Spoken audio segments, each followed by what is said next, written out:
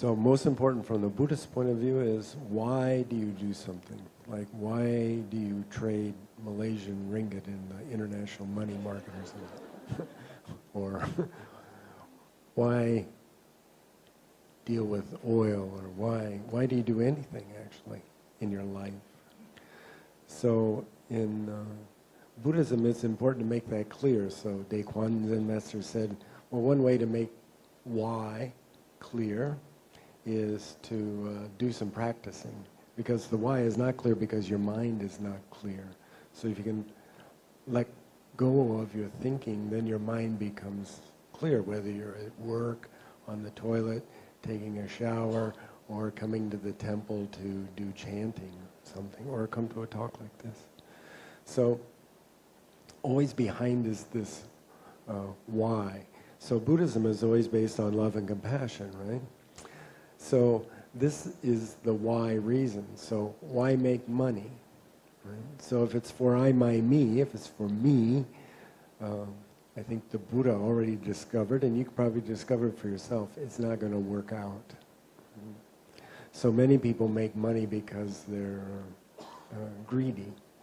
But if it's clear why you're making the money, then you and this money-making activity become one when the direction becomes clear, right? So Dae Bong Zen Master was talking about that. You have to make that direction clear. So she said, well, maybe you can write their names on a piece of paper and chant for them. At work, what do? You always encounter conflict at work, right? You don't get along with your fellow workers, you don't like the boss, or you are the boss that's not liked. You know, you're always in some kind of situation like that. Then, why? Why? So that's the solution to that problem is actually inside. It's not in me telling you how to behave or how can I resolve conflict. It's about finding inside yourself how you interact in these different situations. Then when that becomes clear, that helps everybody around you. It helps your family when you're at home, helps the people at work when you're at work, and it helps Chungwan Fashi when you come to the temple, if you have that kind of mind. If you come to the temple and want something for yourself and talking about people and doing all kinds of unharmonious things, then there will always be conflict. So letting go is becoming one with the situation. So when you're at work, just do your job.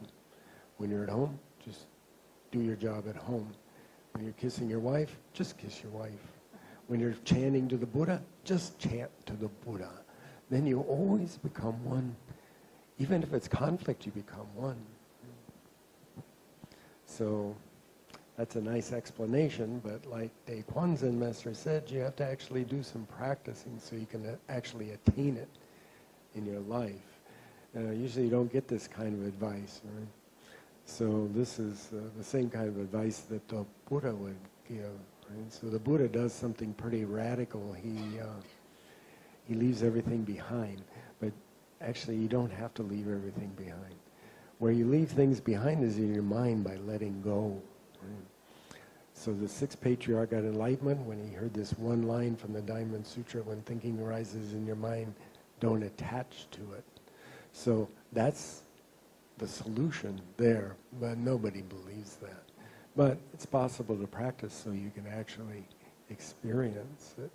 So what Dae Kwang Zen Master was saying there is very important. If you want to solve the problem just now, let go of your thinking. So we practice letting go, letting go, letting go, letting go, letting go, letting go. Then something else can happen. You all experience it, holding on, like she was doing with her teacher. The more you hold on, the less it gets resolved, right? So very important for you is to just let go, let go, let go. That's all I know.